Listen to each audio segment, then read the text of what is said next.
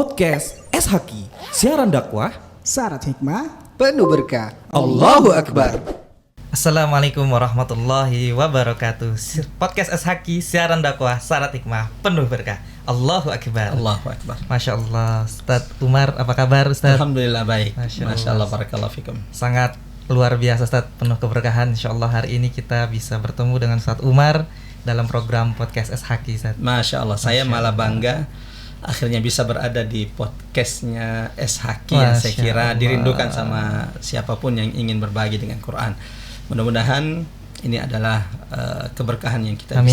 bisa sedikit berikan kepada siapapun yang menonton podcast ini, insya Allah. Masya Allah. Ustaz Umar, Ya, adik-adik di rumah ketika sebelumnya menonton Spirit of Aqsa bersama Ustadz Ridwan, Masya Allah. mengulas tentang bagaimana kehidupan anak soleh di Palestina, itu responnya luar biasa Ustadz. Masya Allah. Dan kita diminta untuk buat program lagi di Spirit of Aqsa, Masya Ustadz. Allah. Dan alhamdulillah kali ini langsung kedatangan Ustadz Umar nih, Masya Allah. Ustadz, tapi masih banyak nih Ustadz, orang Ya. tua dan adik-adik di rumah yang mungkin belum mengenal dan mengetahui Ustadz Umar nih. Oke. Bagaimana Ustadz Umar bisa hadir di Spirit of Aqsa dan bisa mengembangkan Spirit of Aqsa hingga saat ini Ustadz. Ya, bismillahirrahmanirrahim. Assalamualaikum warahmatullahi wabarakatuh buat adik-adik kita dan siapapun yang menonton podcast dari SHQ ini. Pertama-tama saya ingin mengucapkan syukur saya kepada Allah Subhanahu wa taala, menjadi keberkahan anugerah terbaik menurut saya ketika Allah berikan kesempatan Masya untuk berbuat atau mengambil sedikit peran untuk Baitul Maqdis. Nah, ketika tadi SHQ sudah podcast dengan Ustadz Ridwan bercerita tentang Baitul Maqdis, sebenarnya saya sudah tidak bisa menambahkan apa-apa. Ustadz Ridwan, Masya Allah, ini sudah memberikan banyak hal, informasi, edukasi seputar Baitul Maqdis. Namun, insya Allah mudah-mudahan pada kesempatan kali ini ada keberkahan yang bisa kita bagi. Amin. Saya Umar Baka, lahir di Bone tahun 1983, lalu kemudian masuk pesantren tahun 95. Selesai dari pesantren selama 7 tahun di pesantren, Masya ada Allah. pengabdian, lalu kemudian Allah rezekikan bisa belajar di Jakarta, di Lipia. Masya Allah. Walau dengan perjuangan saat itu karena keluarga sendiri tidak setuju saya ke Jakarta. Masya Allah. Saya adalah anak ke-11 dari 11 bersaudara. Dan ayah itu sudah meninggal ketika saya masih kecil, bahkan sampai saat ini saya tidak tahu bagaimana wajah Allah yarhamuh orang tua, karena kan dulu orang tua tidak tahu bagaimana selfie dan tidak Iya, punya foto, betul, sehingga qadarullah tidak ada dokumentasi yang tersisa.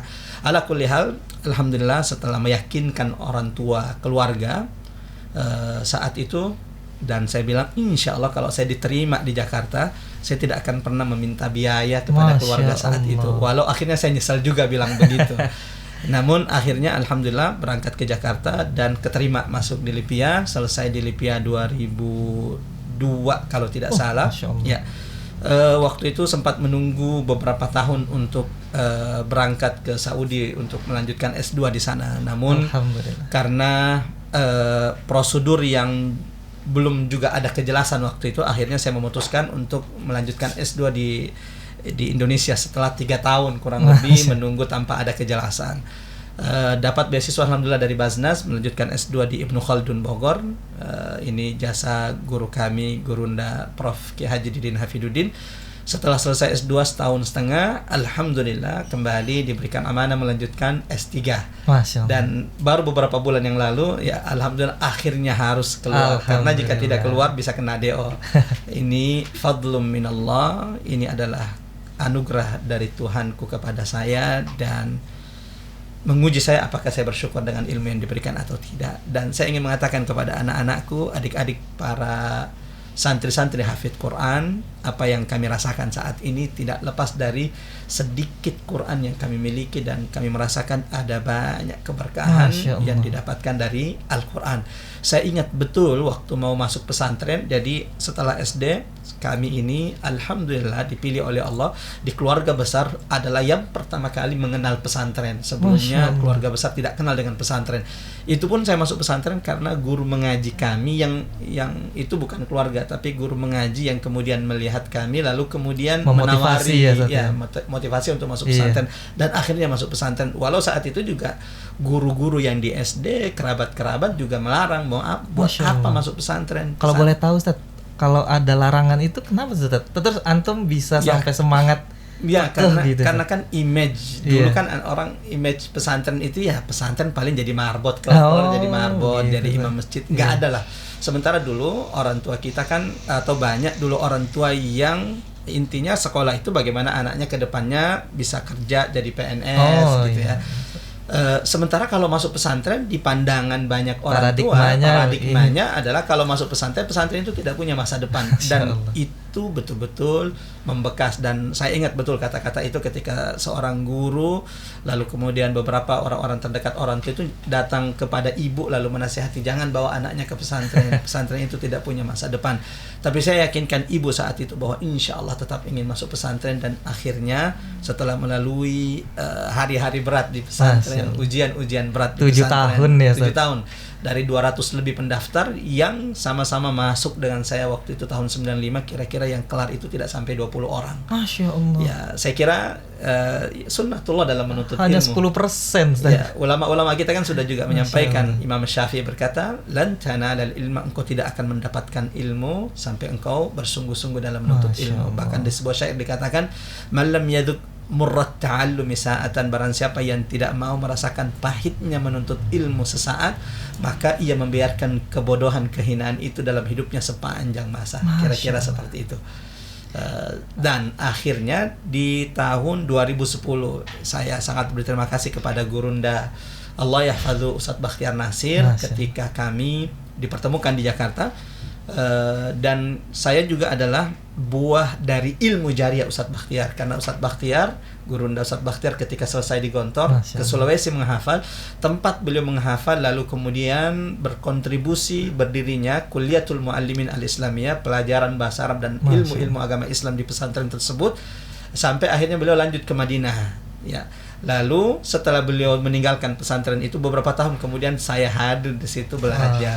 Artinya bahwa kami ini secara tidak langsung adalah amal jariah, buah dari perjuangan Gurunda Ustadz Bakhtiar, dan akhirnya dipertemukan di Jakarta. Lalu kemudian membersamai beliau untuk kemudian berbuat untuk saudara-saudara kita di Baitul Maqdis, di Palestina, untuk mengambil peran agar Al-Quds, Al-Aqsa kembali ke pangkuan kaum muslimin. Seperti itu kira-kira Ustaz, singkat. Alhamdulillah, luar biasa perjuangan antum Ustaz, dari belajar hingga motivasi diri sampai meyakinkan keluarga Ustaz. Betul. Luar biasa Ustaz. Dan betul-betul alhamdulillah selama belajar di sini tidak pernah dikirimi, gara-gara dari awal itu sudah kasih komitmen bahwa kalau sudah masuk Lipia tidak akan pernah minta uang kepada orang tua, baik itu biaya kuliah, karena kan waktu itu saya dapat informasi Lipia gratis. Namun ujian berat waktu itu bagi saya ketika datang ke Jakarta setelah menggadaikan sebidang tanah warisan orang tua yang milik saya untuk mendapatkan biaya datang ke Jakarta. Yang qadarullah ya, ketika beberapa bulan tinggal di Jakarta, bekal dari kampung itu sudah habis duluan. Sementara saya sudah berjanji tadi tidak akan pernah minta uang. Dan 2002 itu adalah kasus di mana banyak dana-dana dari Timur Tengah itu yang tidak boleh masuk di Indonesia karena adanya kasus bom di Bali waktu itu. Sehingga berdampak kepada bantuan di Lipia, yang akhirnya 1 tahun itu ya saya tidak ada begitu tidak sulitnya ada, gitu ya, melalui hari-hari di terberat. Jakarta. Betul, sampai kemudian sudah berusaha memaksimalkan waktu dan menghemat, namun akhirnya juga habis juga, tetapi Allah tapi akan buktinya kan masih hidup sampai saat ini. Alhamdulillah. Bahwa rezekimu jika belum terputus maka engkau tidak akan pernah meninggalkan dunia ini. Seperti itu kira-kira. Saya kutip tadi sedikit, itu berarti Quran yang kita miliki sedikit memberikan manfaat yang luar biasa tadi Ustaz. Ya. Jadi kalau saya ditanya apa yang menjadi tips, saya bilang ini adalah fadlu minallah, karunia dari Allah. Yang kedua, sedikit Quran yang alhamdulillah dulu pernah dihafal selama 7 tahun di pesantren Darul Hufat di Bone. Ini bagi saya menjadi sedikit keberkahan, dan itu yang dijanjikan kepada siapapun yang Allah dekatkan dengan Quran. Ada satu kisah ini motivasi buat anak-anakku SHQ yang dirahmati Allah. Ketika Umar bin Khattab menjadi khalifah di menjadi Amirul Mukminin menggantikan Abu Bakar As-Siddiq radhiyallahu an. Suatu saat beliau datang dari kota Madinah berkunjung ke Mekah. Lalu gubernur Madinah ya yang gubernur Mekah saat itu mendengarkan Umar bin Khattab datang berkunjung ke Mekah, ya siapa yang tidak kenal Umar bin Khattab? Setan aja ya, nyari jalan lain gitu, kalau Umar bin Khattab datang. Nah, maka ia segera menyambut Amirul Mukminin di luar kota Madinah. Nah, ketika kemudian gubernur itu menyambut Amirul Mukminin di luar kota Madinah, Umar bin Khattab berkata kepadanya, "Man khallafta?" Siapa yang kamu tinggalkan menjadi perwakilanmu di kota Makkah sampai engkau berani menyambut saya di sini? Karena kan jangan sampai meninggalkan Mekah tanpa pemimpin. Man khallafta? Kata gubernur ini, Ibnu Abzah. Masya Allah. Yang aku jadikan perwakilan menggantikanku untuk sementara seorang yang bernama Ibnu Abzah. Siapa itu Ibnu Abzah? Minal Arab aminal mawali. Apakah dia adalah orang Arab atau dari hamba sahaya yang sudah dimerdekakan? Apa kata gubernur ini? Minal mawali ya Amirul Mukminin. Ya Amirul Mukminin, dia ini adalah seorang budak yang sudah dimerdekakan. Mendengarkan itu, Umar bin Khattab bertanya, kenapa itu yang kau lakukan? Lihat apa yang dikatakan gubernur Makkah ini. Ya Amirul Mukminin, innahu hafizun li kitabillah. Tahukah engkau kenapa aku memilihnya ya Amirul Mukminin? Karena dia salah satu penghafal Quran di antara kami. Apakah Umar bin Khattab marah? Tidak. Saat itulah Umar terdiam. Lalu ia bertakbir, Allahu Akbar. Sadaqa Rasulullah. Telah benar perkataan Rasulullah, innallaha yarfa'u bihadzal kitabi aqwaman. Allah jika ingin memuliakan sebuah kaum, Allah jika ingin memuliakan sebuah keluarga, Allah jika ingin memuliakan seorang hamba, maka Allah akan dekatkan dengan Quran. Nah, saya merasa kebaikan sedikit yang Allah berikan ini, bukan sedikit ya, kebaikan yang begitu banyak yang saya rasakan saat ini, itu karena sedikit Quran yang Allah anugerahkan kepada kami. Seperti itu. Saya jadi bingung mau berkata apa lagi saat mendengar kata kisah dari Umar bin Khattab tadi saat. Ya. Dengan samanya di sekolah hafiz Quran yang kita perjuangkan Quran di sini Ustaz. Ya. Dengan kita juga yang Ana coba lihat dari akhir penelitian antum Ustaz di disertasi antum Ustaz mengenai pendidikan akhlak Ustaz. Ya. Seberapa penting Ustaz Quran itu membangun akhlak-akhlak anak-anak usia sejak dini Ustaz? Masya Allah. Masya Allah. Ya, seberapa penting peran Quran dalam membentuk karakter anak-anak kita. Karena gini Ustaz, banyak wali santri ketika datang ke sekolah hafiz Quran, Ustaz, anak saya tuh nggak perlu target yang muluk-muluk, nggak perlu target harus hafal dulu sekian-sekian. Yang penting dia bisa masuk SHQ, ketika pulang ke rumah, akhlaknya tuh sudah jauh lebih baik. Masya Allah, begitu. Masya Allah. Ya, kita juga sedikit ingin mengingatkan bahwa ada gerakan-gerakan yang berusaha mencabut pendidikan karakter kita ini dari agama. Masya Allah. Sehingga ini juga tidak boleh kita biarkan. Pendidikan akhlak, pendidikan karakter tidak akan pernah bisa dipisahkan dari agama. Karena kan akhlak itu berasal dari akar kata khalaqa. Artinya apa Ustaz? Berarti kan diciptakan. Jadi memang ada orang lahir di atas muka bumi ini, dia sudah punya sifat lembut. Ada orang lahir di atas muka bumi ini memang sudah punya sifat dermawan. Ada juga yang lahir dia tidak punya sifat dermawan, sehingga dia harus melatih dirinya supaya memiliki sifat dermawan. Nah, siapa yang menciptakan sifat ini? Allah Al-Khaliq. Maka kita harus meminta kepada Allah. Maka pendidikan akhlak harus menghadirkan pertolongan Allah. Ini nasihat bagi kita nih para guru ya, bahwa sebelum mengajarkan akhlak, mohonlah kepada Allah agar Allah mudahkan engkau mengajarkan akhlak, mendidik anakmu di atas akhlak. Nah, berkaitan dengan hubungan Al-Quran dengan akhlak, akhlak Quran adalah sumber akhlak. Masya Allah. Sehingga siapapun yang dekat dengan Quran, Allah akan menugerahkan, Allah akan dekatkan akhlak itu. Kenapa? Quran itu adalah nur. Orang yang memiliki Quran, maka Allah akan berikan cahaya kepadanya sehingga dia mudah untuk mendapatkan akhlak itu. Quran itu adalah rahmah. Rahmah itu apa? Kasih sayang. Orang yang dekat dengan Quran semestinya mereka semakin lembut. Dan kelemah lembutan ini adalah bagian daripada Akhlak. Quran itu adalah furqan, pembeda. Orang yang sudah dekat dengan Quran maka secara tidak langsung Mampu ia akan membedakan. semakin dijauhkan, mampu membedakan hak dan batil, Masya dan Allah. mampu membedakan antara baik dan buruk, dan ini adalah bagian dari akhlak. Akhlak. Bukti lain betapa erat ikatan antara Quran dengan akhlak bagi kita umat Muhammad sallallahu alaihi wasallam. Ibunda Aisyah radhiyallahu anha suatu saat pernah ditanya, "Ya Rasulullah, kaifa kana khuluqur Rasul?"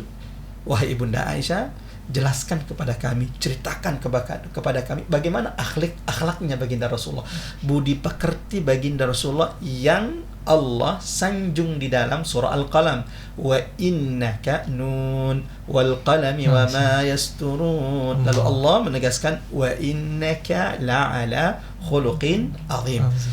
Ibunda Aisyah jelas membutuhkan waktu panjang untuk menceritakan bagaimana akhlak Nabi Muhammad SAW, sabarnya Nabi Muhammad, lemah lembutnya Nabi Muhammad. Yang kita pernah cerita tentang Anas bin Malik, ya. Anas bin Malik itu menjadi pelayan Rasulullah berapa lama? 10 tahun. 10 tahun. Kata Anas, selama 10 tahun Nabi Muhammad tidak pernah menyakiti Anas bin Malik dengan kata-katanya.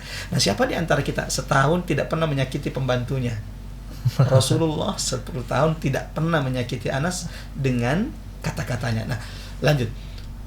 Maka apa jawaban Ibunda Aisyah ketika ditanya tentang akhlak Rasulullah sallallahu alaihi wasallam? Ibunda Aisyah berkata, "Kana khuluquhul Quran." Akhlak Nabi Muhammad itu adalah Al-Quran. Artinya, kalau mau tahu akhlak Nabi Muhammad, baca Quran. Semua kebaikan-kebaikan di Quran itu ada dalam diri Rasulullah sallallahu alaihi wasallam.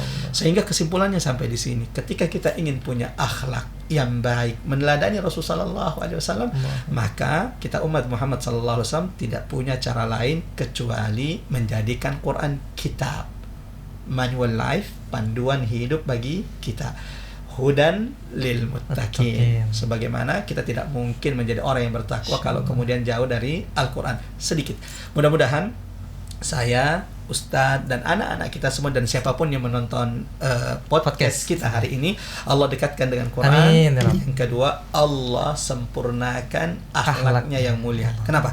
Tahukah kita, Ustadz dan anak-anakku yang rahmat Allah, di antara yang paling berat nanti timbangannya pada hari kiamat selain la ilaha illallah itu adalah akhlak mulia. Senyummu, engkau berbagi makanan kepada temanmu, berkata lemah lembut kepada orang tua, kepada teman.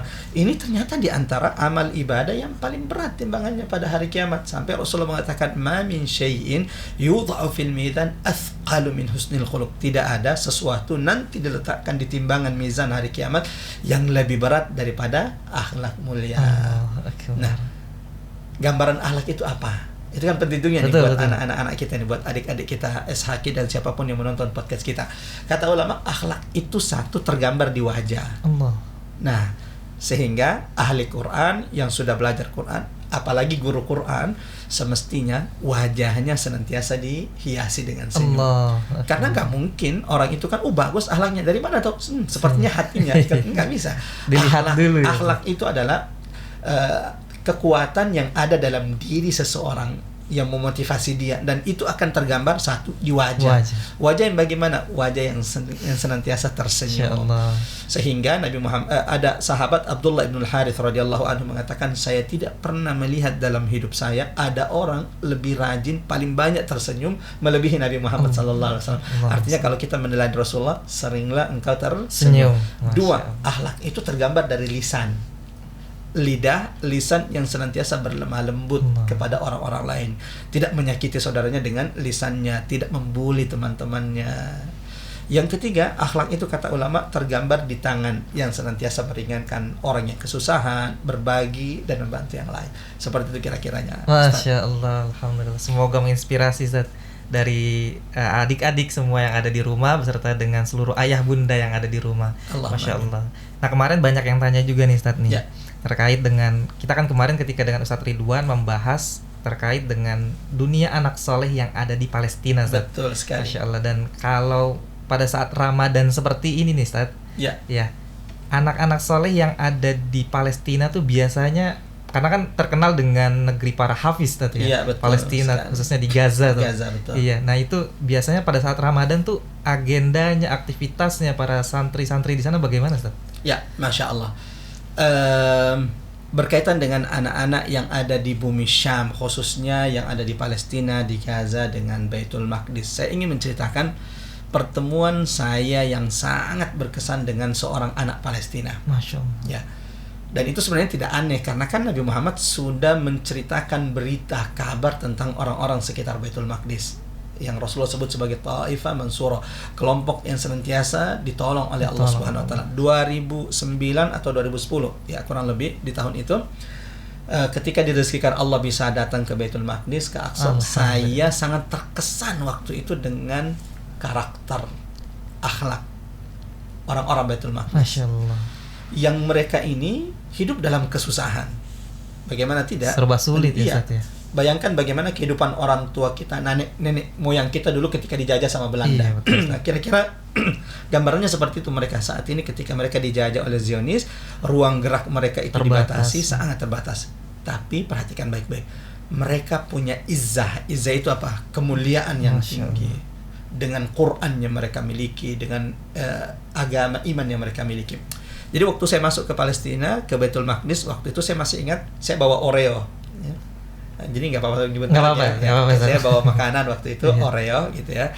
Lalu kemudian ya lihat anak-anak Palestina di Masjid Al-Aqsa sedang belajar, ya mau berbagi lah ceritanya gitu ya.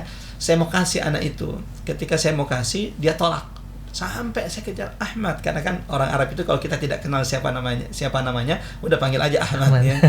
Ahmad, khud, ambil, nggak mau diterima. Sampai saya kejar. Nah kan kalau kita di Indonesia ada orang menawarkan langsung tanpa dua kali ya.